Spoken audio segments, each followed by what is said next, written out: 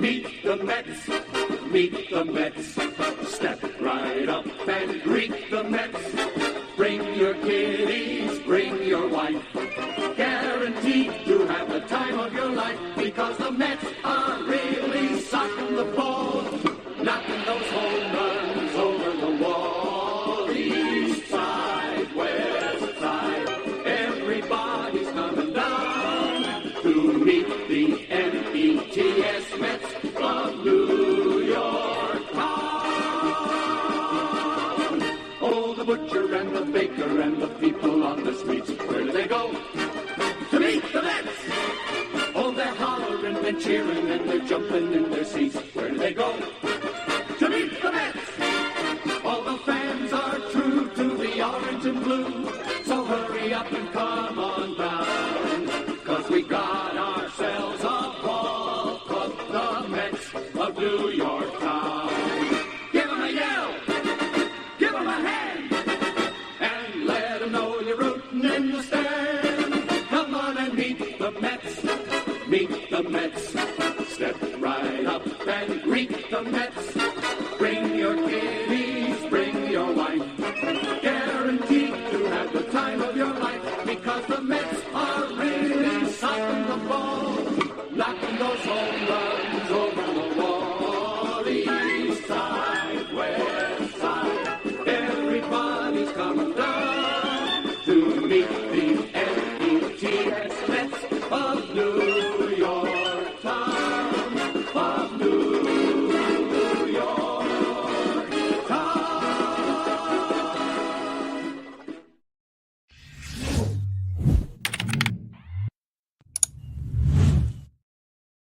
What's up, Mets fans? Welcome back to Talkin Mets and Rob with another Mets Spring Training Talk live right here on the channel. Happy March to all Mets fans. We are 27 days away until opening day at Citi Field against the Milwaukee Brewers, and we have a lot to talk about today. One of our free agent signings of the offseason finally pitched today. Obviously, we didn't see him on TV because Major League Baseball likes to destroy the league and their fan base. But we got all the info we need. We got all the stats we needed from today's game against the Cardinals. The Mets lose 3-2 against the Cardinals. There was a couple of good things that we seen in this, or at least found out we seen in this game. If you listen to it on the radio or follow it on the MLB app, Severino, Marte, Vientos, a lot to talk about with those guys, even because they're a big key on what this team could be in 2024. So make sure you hit on that like button, guys. We'll be on for about 40 minutes or so. So I don't jump into the Subway to Shea with Anthony stream. I don't want to step on their toes while they're doing their stream, because I know he has a special guest on as well. So I don't want to make sure that we, don't take viewers away from, a Mets content creator, because we are dominating the YouTube industry when it comes to baseball content on YouTube. Mets baseball content creators have shown up on YouTube in a dramatic fashion, and we are all here to bring you the best content and the best opinions that we could possibly bring you throughout the offseason, and hopefully throughout a very, very successful 2024 season. So make sure you tune into Subway to Shea and Anthony later around, I believe it's 7:30. So I won't cut into his time more than 5-10 minutes, just to make sure we're not taking views from each other. We don't want to do that, right? Because we all know each other. We all hang out with each other, and we all have the same goal here, and that is to bring you some Mets content. All right, guys, so let's go. So the Mets lose 3-2 against the Cardinals. This is the first time we've seen Luis Severino in a Mets uniform on the mound starting a game. This has been a lot of talk about him getting $13 million, and a guy who was one of the worst pitchers in baseball last year with the Yankees. Yet we know how dominant his stuff can be. He was topping out at 98 miles an hour in his first start. He has electric stuff. That's why there's a lot of low risk, high reward when it comes to Luis Severino. He is the type of guy that has ace-like stuff if he can figure it out and harness those pitches that are so lethal when he throws them, got a nasty slider, got a good curveball, got an electric fastball. Those, if you just watch him, you could see he has ace-like stuff. And it's so crucial to the New York Mets rotation. Severino does not have to be an ace. Look, if we get an ace-type year from Severino, it benefits both parties. It benefits the Mets and it benefits Luis Severino when it comes to a contract after this season. We need him to be solid. We need him to be there every fifth day and remain healthy. That is the most important thing. If he remains healthy, I'm pretty sure he's going to be a solid pitcher. He might not be great, but if he can pitch to a high 3 ERA, 3.5 to a 3.8 ERA, worst case scenario to a 4 ERA, that is pretty damn good considering the fact that the Mets rotation last year on average had about a 5 ERA. So Severino pitched 2 innings today, gave up no runs, no hits, no walks, 1 strikeout, and he topped out at 98 miles an hour, as I said earlier. The fastball is there. His slider looked very good. He didn't strike out a lot of people, and I think for him, if he lowers his pitch count a little bit and plays the contact a little bit more, I think he can work his way into the 6th inning a lot more with the New York Mets than he did with the Yankees. And we got to remember, guys, all you have to do, and the Yankee fans will never admit this, go back to even early last year in the season or 2022.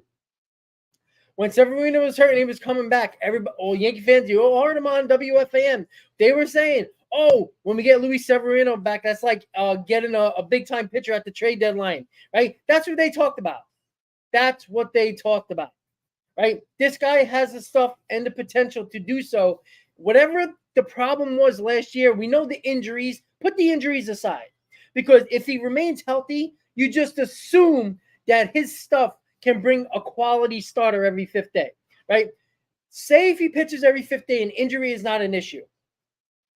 The fact that he can be a top 3 starter in your rotation can be very exciting for Mets fans and for this organization. Because let's be honest, we need somebody to step up. People don't believe that Jose Quintana is the guy that's going to be is going to take that big step because he's a veteran guy. You know what he is. He's going to pitch to a 3.5, 3.6, 3.7 ERA. He's going to give you a quality start. He's going to give your team a chance to win, right? A guy like Sean Manaea and Luis Severino are one of the 2 guys that we need to step up while Kodai Senga is getting back from his shoulder injury. And we need one of those 2 guys to step up. No matter which one it is, we need one of them to step up, because if you get one of them to step up, that only makes it better when Senga comes back to have this rotation with a 1-2 punch that this team was lacking last year because of injury. So Jose Quintana is a solid veteran. He's not going to, light up the scoreboard. He's not going to, light up the velocity, but he knows how to pitch, right?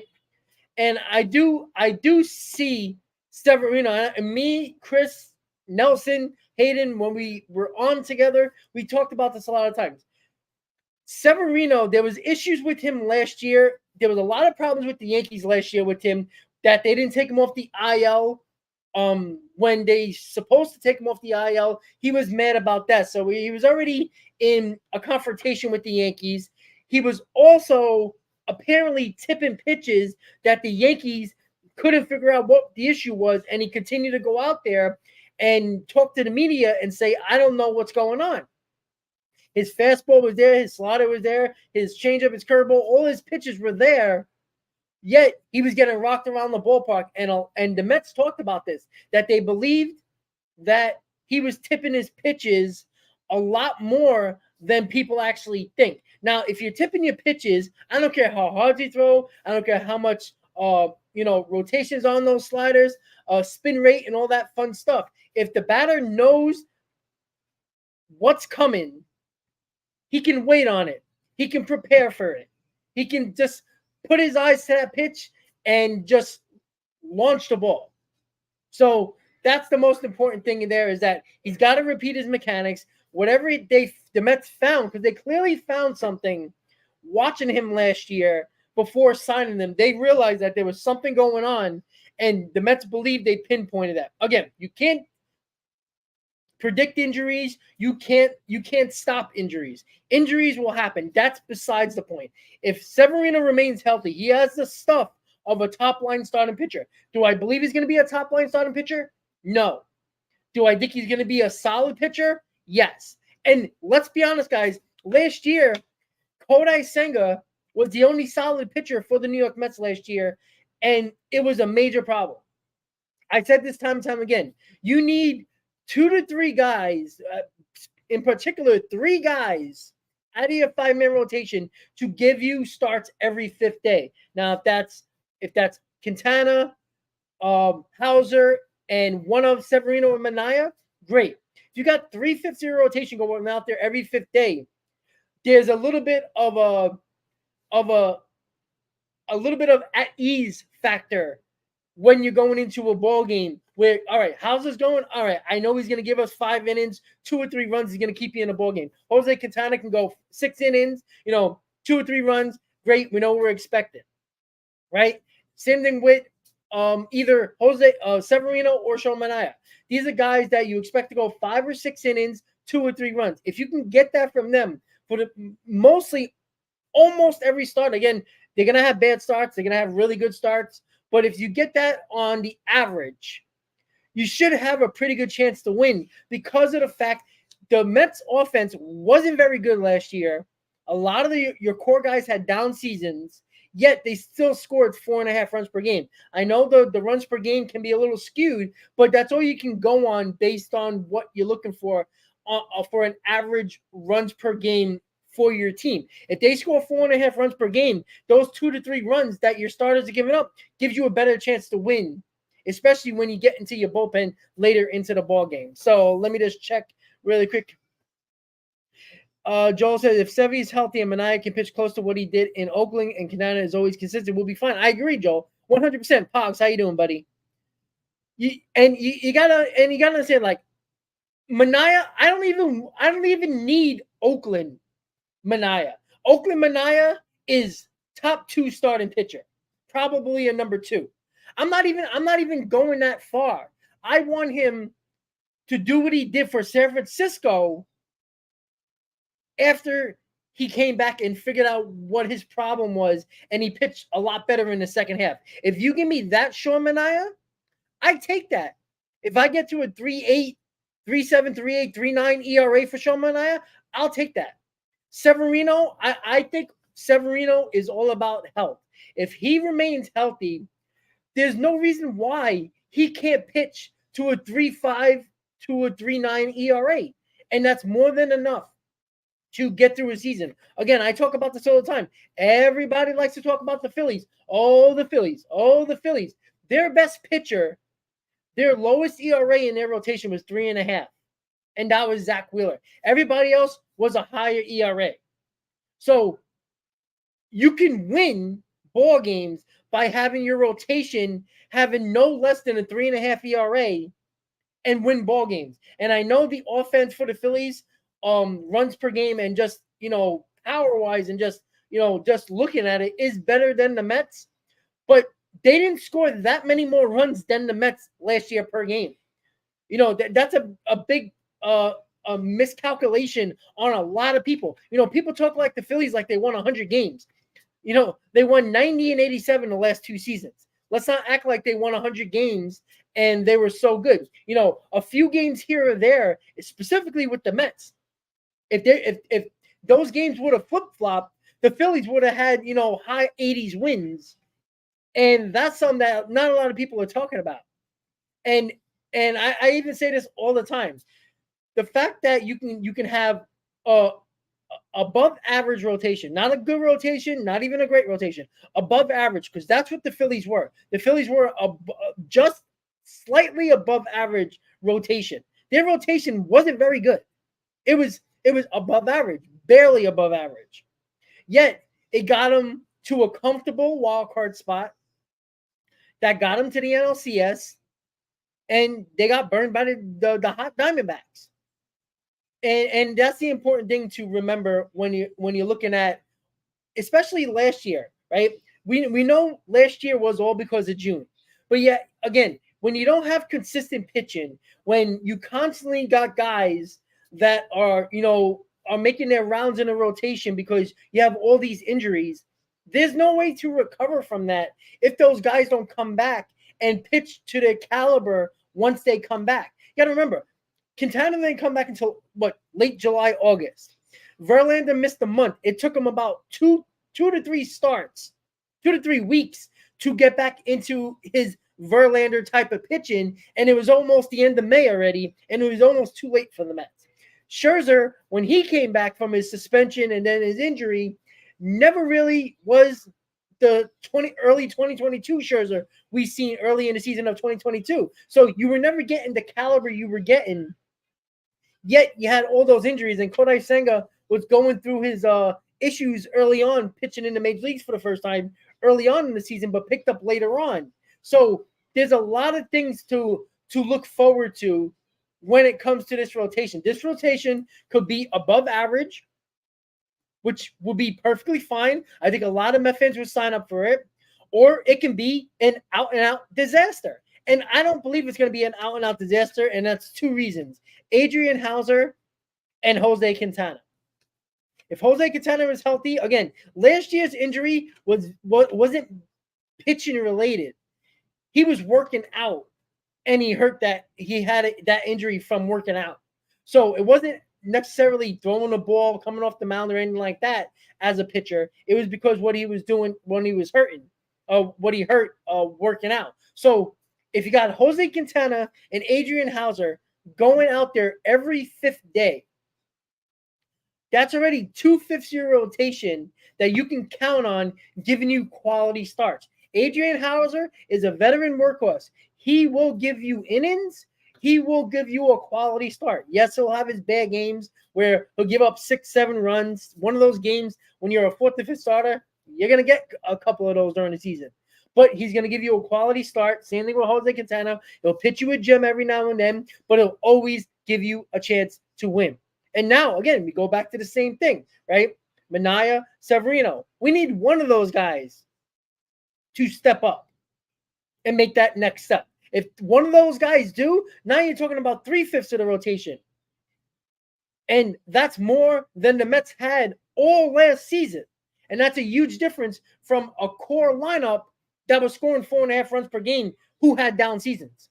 You just assume, even if they have similar seasons to last year, if they score 4.5 runs per game and getting quality starts from 3/5 of your rotation, guess what? You're going to win a lot more games than you lost last year because the pitcher was giving up 5-6 runs per game. There was a stretch in late May to middle of June where the Mets were averaging, were giving up 4.5 to 5 runs per game. You're not going to win ball games like that because it seemed like every game after the first inning, the Mets were behind. The offense had to come back. You can't win a lot of ball games like that. Eventually, you're gonna kill your lineup for always trying to come back. All that energy, it took the air out of the balloon when you gave up a couple of runs in the first inning or two. And then here we go. We have to have the lineup catch up again. And catching up offensively is a lot harder than playing ahead. And that's what the Mets have to do. And I think they can do that. Again, I keep on saying this. 3/5 of the rotation need to do what they have to do. Quality starts. Quintana and Hauser, I'm not concerned about. They'll give you their veteran outings, their quality starts. Manaea and Severino, give me one. I'm not even asking for both of them. Give me one of them to be an above-average pitcher. A little bit above average. If you're a little bit above average, now you got 3/5 of the rotation you can count on every 5th day. That's the important thing. And now, who knows going to win that other spot in the rotation? If it is McGill, fine. You see how McGill pitched yesterday, 3 innings. He looked good. So we'll see what happens there. But 3/5 of the rotation is what you need to count on going into a season. Because when you have that, everything else is icing on the cake. Everything else is the cherry on top. That's what we keep. I know I'm using all of these analogies, but it's damn true. Because the Mets never had, at any moment of the season, 3 quality starters every 5th day last year. You saw what happened when Quintana came back, when Senga was doing what he was doing. All the Mets had was 2/5 of the rotation, yet when those two guys went out there, you had a chance to win. And the Mets started to win more ball games because of those two guys on the mound. And that was with the other 3 guys in the rotation was the Petersons, the McGills, everybody else that you didn't hear us, that you never heard of before. So it's important to understand that quality starts and just a little bit above average starting pitching can go a long way with a core team that remember, this is a very similar offensive team. You're scoring 4.5 runs per game. They weren't scoring that much more in 2022 in their 101-win season than they did last year. It wasn't much of a difference run production-wise. Now, their core guys struggled and didn't have great seasons, had down seasons, but their runs per game were very much similar. And what is the common denominator? The starting pitching. And you can even put the bullpen in that mix last year as well. So, Severino, 2 innings, no hits, no earned runs, no walks, 1 strikeout, topping out at 98 miles an hour. So Severino looked good. Again, the Mets got to keep him healthy. That's why they didn't rush him the first week of spring training, put him into ball games. They're slowly bringing him around, just like they're slowly bringing around Brandon Nimmo. I think Brandon Nimmo is going to make his first appearance next week. Starling Marte just make his appearance as well. We'll talk about him. Blade Tidwell, one of our top pitching prospects, didn't have a good day. He pitched an inning and 2/3, 4 hits, 3 runs, no walks, 4 strikeouts. I like that he didn't walk anybody. He did strike out a couple of guys, but gave up 4 hits and 3 runs. Again, I'm not going to go crazy, but it was an interesting outing. He gave up the runs, but he struck out 4 batters and didn't walk anybody. So what does that kind of tell you? He could be working on pitches as well. He pitched to contact and he didn't walk anybody. So that's a good sign as well. Again, I hate when these games are not on TV because you got to go by the highlights that you see, the little bit of highlights that you see, and the box score. And it's hard to judge how a guy did. Tidwell, you look at his line, it didn't look like a good line, but if you watched it, you could say, all right, well, he did these things good. A couple of balls trickled up the middle, or found, a CNI single or something like that. So it's hard to tell without watching it, but Severino and Tidwell were the main attractions in today's game against the Cardinals, and Severino looked good. Tidwell had I would say, just based on his line, an okay pitching performance.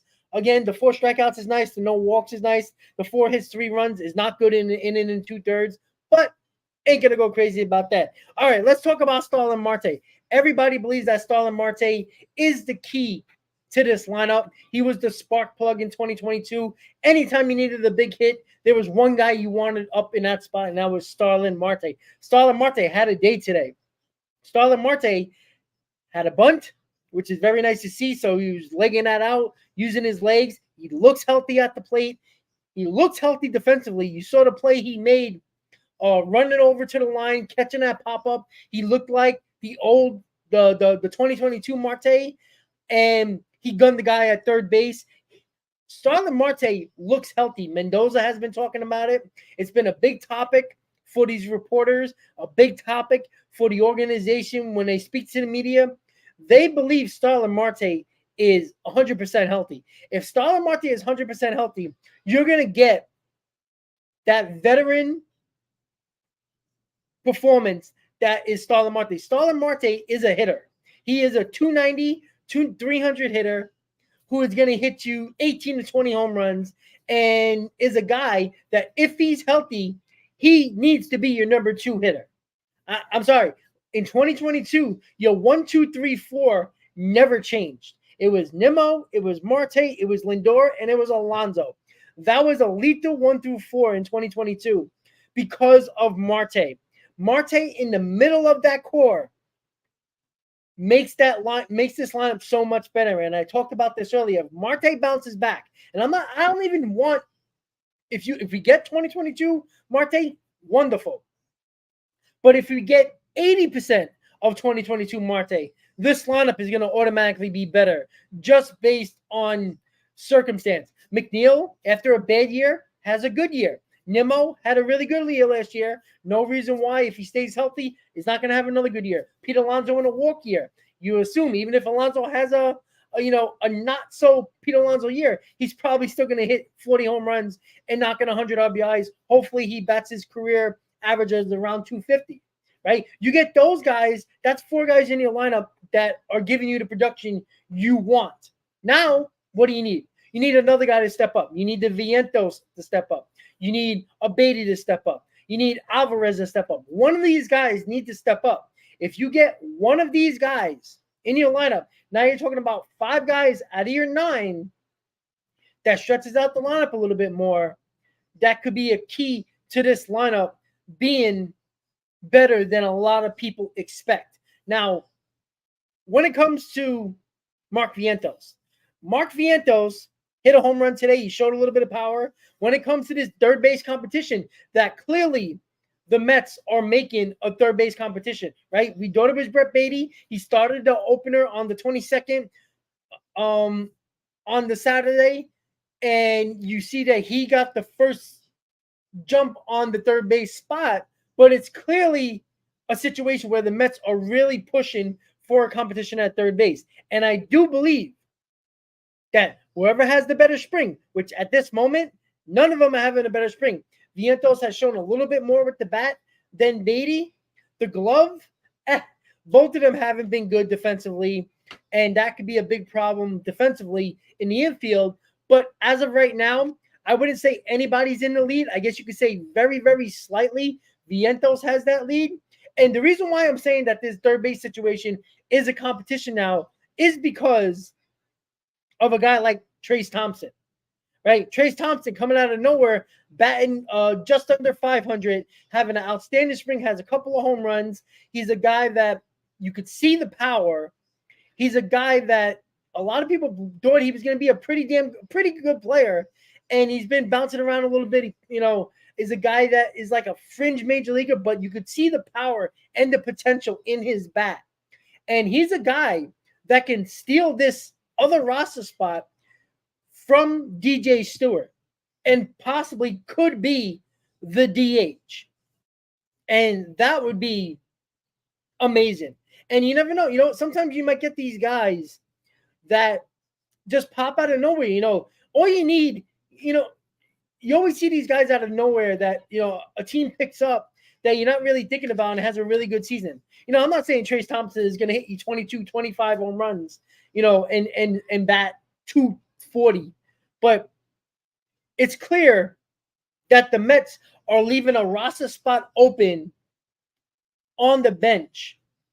And as me and Chris talked about this during roster projections, DJ Stewart isn't guaranteed a roster spot here. I know a lot of fans like him because of what he did the final month and a half of the season, but he is a guy who is a failed prospect. He is a guy that late in the year, did some nice things, but I don't know.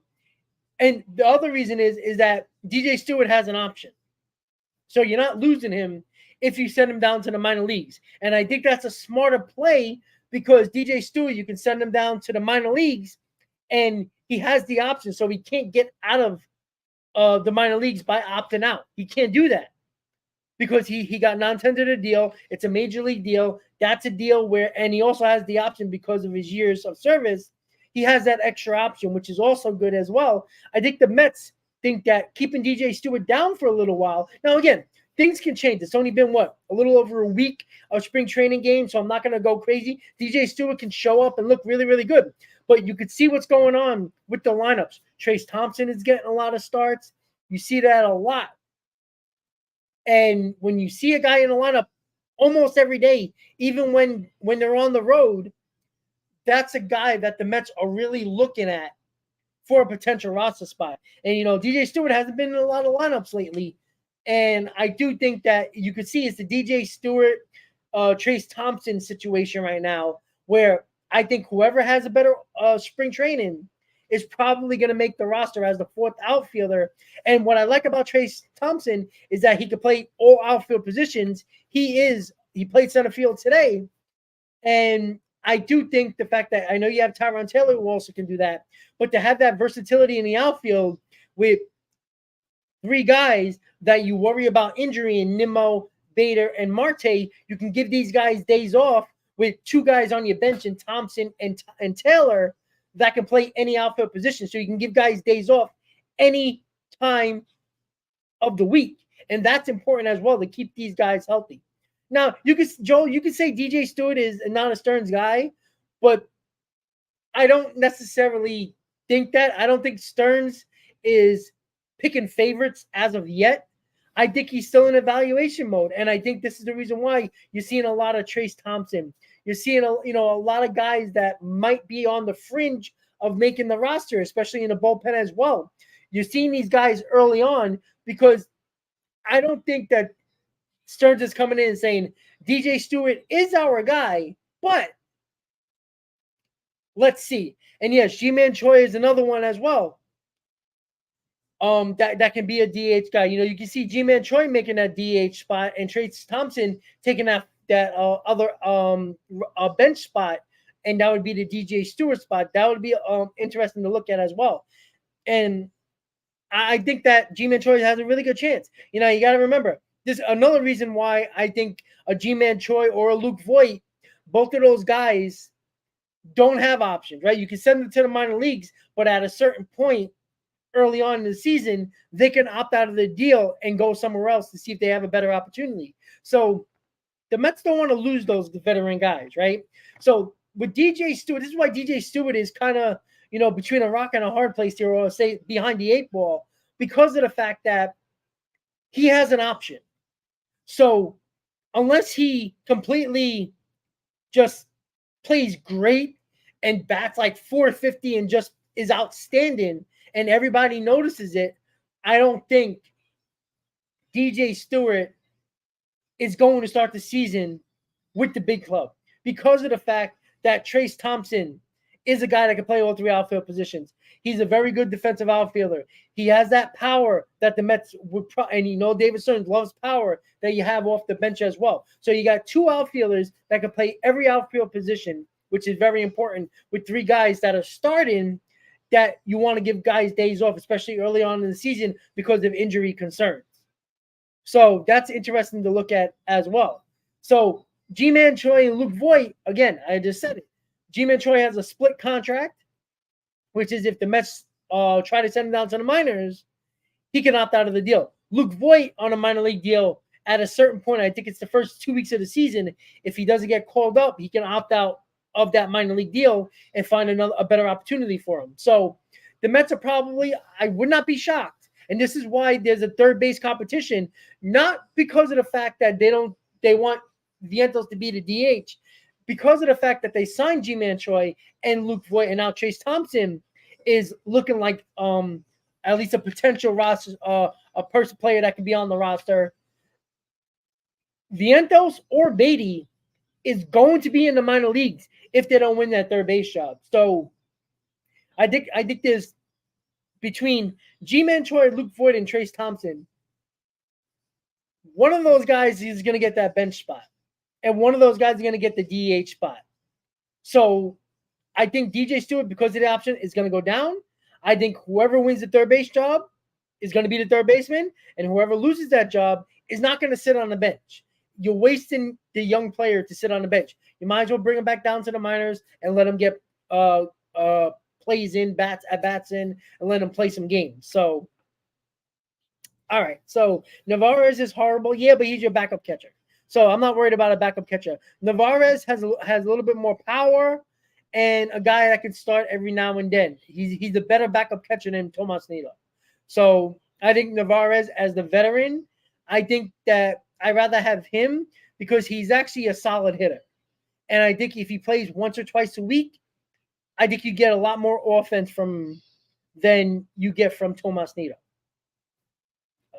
DJ Stewart will be a Daniel Murphy 2.0. I'm not going to go that far. I'm not going to take a month and a half and say DJ Stewart is going to be a 27, 92 RBI guy. I think that's a little too much. Like, this guy is a failed prospect who has been bouncing around over the last couple of seasons. And, when you're playing with no pressure and you're playing in late August into September, I'm not going to go crazy. Like I said, don't get me wrong. If DJ Stewart's on the team, I'm not going to make a fuss about it. But I want these guys to earn their job. Just because you were good last year doesn't mean you earn your job this year. Because that was the whole Brett Beatty situation and Eduardo Escobar situation last year at third base. Brett Beatty was outstanding in spring training. Escobar was batting just over 100 in spring training. There was no reason why Brett Beatty shouldn't have started the season at third base, and Escobar should have been on the bench as that veteran guy off the bench. But because Buck Showalter and Billy Epler had a thing for these veterans, the kids got screwed when they outperformed. Because when you're a guy, a prospect, or even a minor leaguer who outperforms your competition, and they tell you to go down to the minors and not come up with the big club for opening day, you're like, what do I have to do? So that confidence, that morale kind of goes out the window for a little while. And I think it actually messed with Brett Beatty's head last year. And again, I'm not giving all the blame to the Mets. Sometimes you have to blame the player, because Brett Beatty, as a top 5 prospects in the Mets system, needs to be better. But he could be a failed prospect. We don't know yet. Again, I'm not counting these guys out yet, but sometimes you have to wonder, how many more opportunities you're going to give these guys. Because at some point, you got to get somebody who actually can be a good player. Because at some point, you need to win. You can't be evaluated for 3 years with these guys. You got to find somebody who can actually play the position and be a good ball player to help this team win. You can't have evaluations all up and down the lineup and say, oh, well, hopefully next year. You can't do that, because at some point you have to start winning. So we'll see how that goes. All right, guys, so we're going to finish up in a few minutes. I don't want to take too much. I don't want to step on any toes on Anthony's and Subway to Shea with his guest tonight. He just starting his stream just now, so I don't want to push into that too much. But once again, Luis Severino, 2 innings, no hits, no runs, no walks, 1 strikeout, topping out at 98 miles an hour. He looks really good.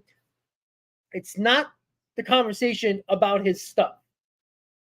It's the conversation is, if he can remain healthy, he can probably be a solid starter. If not, a top starter.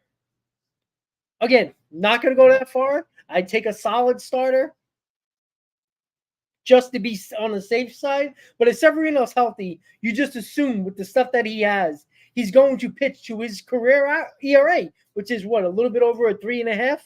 So if he pitches to that, I think the Mets will be fine. The guys I'm not worried about is Jose Quintana and Adrian Hauser, veteran guys that's going to give you innings, and it's going to give you a quality start almost every time out and give your team a chance to win. Manaea and Severino are the X factor here. One of those guys turn out and become quality starters. Now you're talking about a rotation that could be a little bit above average, or at least slightly above average, which is more than enough to win ball games in Major League Baseball in a 162-game season. And we'll see who this 5th starter is going to be. I still think Tyler McGill has the lead right now. We'll see what happens. I think Kranick was going to be a guy that the Mets are really looking at for a rotation spot, but because of that grade 2 hamstring injury, he's not going to be able to start be available on opening day. So his chances are shut down, at least at the moment. So Tyler McGill is looking like in the lead right now, which is not the worst thing in the world, considering that he has been in this spot before. 2 years in a row, he started on opening day. That's something to think about when you're trying to fill another rotation spot with a guy who has been there before, and a guy who's working on a sport ball, who a lot of people who've seen it is saying that it's major league caliber sport ball. So we'll see if that works in his favor. And we know Tyler McGill, when he's on, he is a bulldog on the mound. Big Drip can be a very interesting addition to this rotation. So it's March, guys. 27 days until opening day at Citi Field against the Milwaukee Brewers, against David Stern's old team, and we'll see what happens. There's a couple of roster spots available, a couple of bullpen spots, a last spot on the bench. DJ Stewart doesn't have that set in stone yet. Trayce Thompson, G-Man Choi, Luke Voigt. I think G-Man Choi and Luke Voigt are going to battle for the DH spot, and the outfield's the last spot on the bench, that DJ Stewart spot, could be taken over by Trayce Thompson. Still early in spring training, we'll see. But so far, it's looking like Trayce Thompson might get that spot because DJ Stewart has that option. And G-Man Choi and Luke Voigt, once you send them to the minors, very early in the season, can opt out of that deal and find a better opportunity. So we will definitely see how this is going to work out. We'll see how this third base competition continues to, I guess, have more eyes. Right now, Viento's slightly in the lead. I think because he's shown a little bit more at the bat, but not much more. So right now, I think it's kind of even. But we'll see if somebody takes that position by the balls and runs with it, because we need somebody to step up at third base. Somebody show me something. Take the position. Don't by default give it to somebody because both of them didn't show enough. Somebody please take that position and just take that position by the nuts and take the position and show that you deserve to be the everyday third baseman at the major league level for the New York Mets on opening day. With that said, guys, everybody have a good night. Another Mets spring training talk in the books. I'll see you guys very, very soon. I'll probably do a video tomorrow about Montgomery. There has been talks that the Mets have been discussing Jordan Montgomery. That would be interesting, and that will solve a problem that we currently have in our rotation. With that said, guys, everybody have a good night. Let's go Mets. See you next time, guys. Have a great night.